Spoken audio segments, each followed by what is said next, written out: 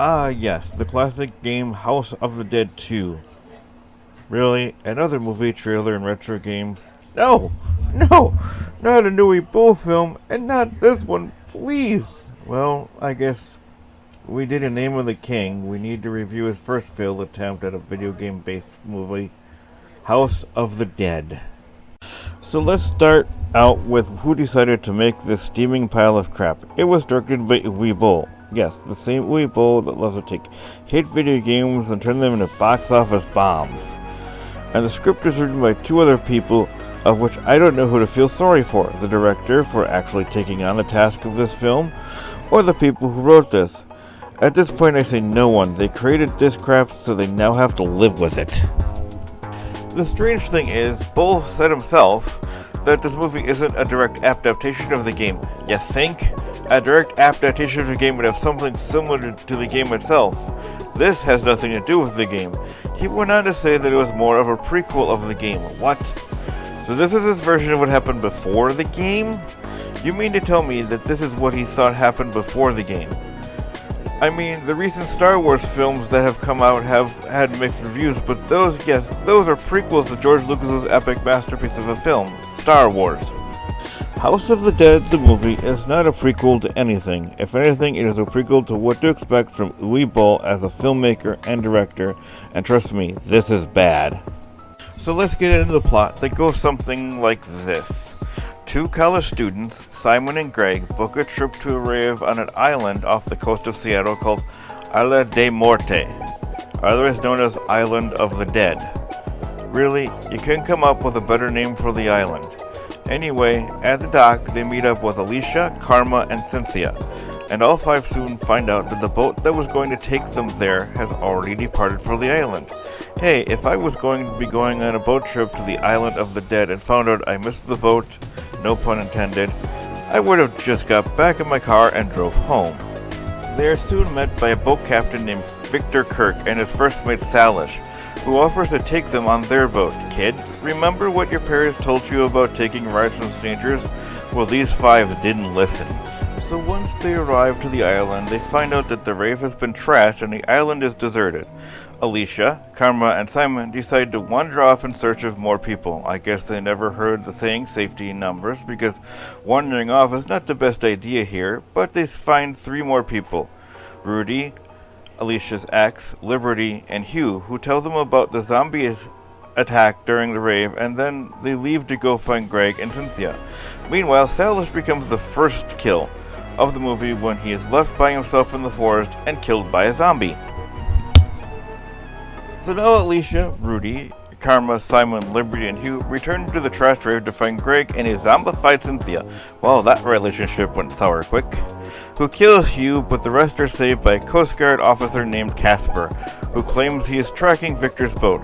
After revealing all that Casper and Greg leave to find help, only to find Greg to be killed in the forest. God, these people have not learned from the first time that there's safety in numbers.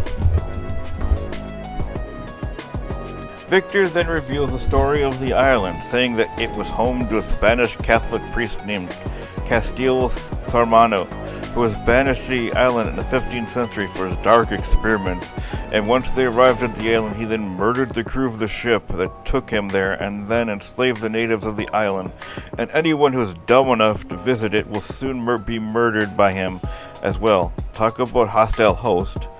And then he went on to create a serum that let him live forever and allow him to create a group of undead supporters for his dark cause. So basically he's a failed politician who still wants to try to run again, so he resurrects the corpse of his supporters. After this, Victor then leads them to a spot where he has stockpiled some weapons. Really? No one knew of this until now. You mean to tell me an island of partygoers gets killed off by zombies and no one until now knew about the hidden box of weapons? I mean, even in The Walking Dead, the first thing people look for when entering a place is to look for supplies and weapons.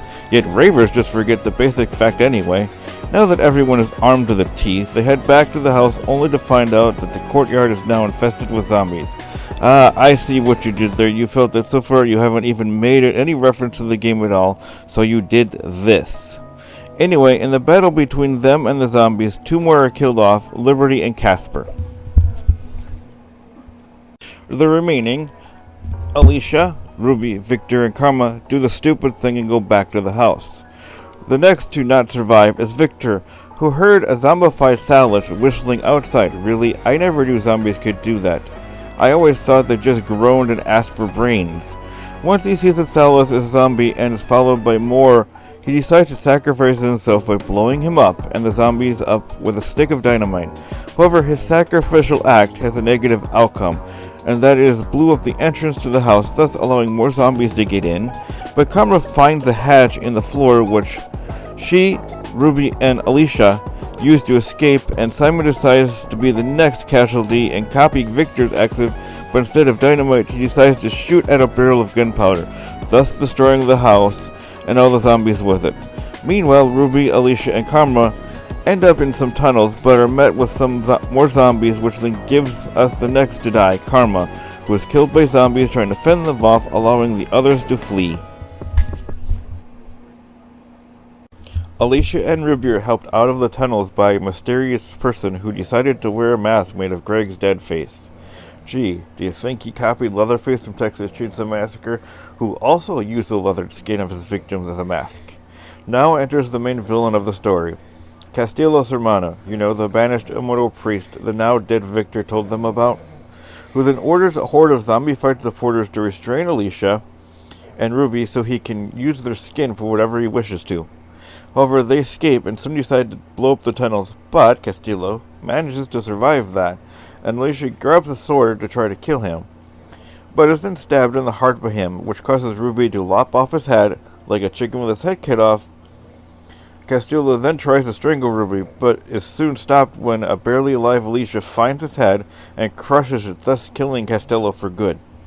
Alicia, who is hanging on for dear life with a massive stab wound, and Rudy are soon rescued by a team of agents, who ask Rudy his name, but reveals that his name is Rudolph Curran, which, if you played the game, will remember that that's the name of one of the main characters from the original arcade game.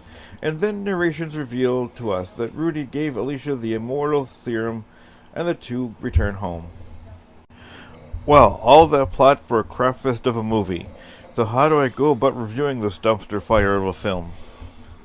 Well, first let's talk about the story. A group of college partygoers heads to an island that had a rave only to find out that an immortal banished priest from the 15th centuries still lives there and has unleashed a horde of zombies to kill and create more zombies. That plot alone is just bad. The plot of Attack of the Killer Tomatoes 2 was bad, but that was meant to be bad. That movie was made to be stupid. For a movie the most public at the time thought was going to be an adaptation of the game, and then we were disappointed to find out it had very little to do with it all, except for a house, zombies, and a reference at the end. The acting is subpar. It seemed at times the actors and actresses felt that they knew this film was going to flop. Hell, the great actress Carrie Fisher felt the same way as she played Princess Leia in Star Wars. But that movie is a massive classic and is well loved. Hell, the 3 recent adaptations to that franchise are better than this. Any reference to the game was made by short, and I mean very short gameplay footage that he actually filmed with a camera while playing the arcade game. Dude, this was made in 2003. By this time, there were capture devices to capture playing games on PC and consoles that you could have used. I mean, the Super Mario Bros. Movie, which also flopped, had references to the game at times, but not this bad. The ending was horrible. It reminded me of the ending to Halo 5 Guardians. It made me wonder, was that it? I mean, you gave a slowly dying girl a serum that kept her alive forever and had no remorse for doing it? I'm a huge Doctor Who fan, and even the great Doctor gave a person from the past a way to stay alive that kept her alive for all eternity, and he even felt some remorse for doing it. So to sum this all up, House of the Dead the movie is god-awful, but what do you expect from Uwe Boll? I can see why critics pan the hell out of this movie. From the bad plot to the horrible acting to having very little to do with the games at all, I was lucky enough to first watch this movie for free when it was played late night on Showtime a few years ago. And I can see why it was on late night. No one in their right mind would watch this at prime time. A bad sitcom is better than this. Hell, I would rather watch my stepson Jimmy play a Need for Speed game and rage at it when he loses than watch this. And trust me, this isn't going to be the last time we see what Uwe Boll shits out and claims to be a movie. As the closing credits roll, I'd like to thank my loyal Patreons. And if you wish to donate to Patreon, there will be links down in the description down below, as always, along with a link to my merch shop, as always, as well, if you wish to support the channel in any way. Again, just a reminder, don't forget to hit that subscribe button, don't forget to hit that notification bell, and please leave me a big thumbs up and a comment down below. Again, I'm Paul saying peace out and stay frosty.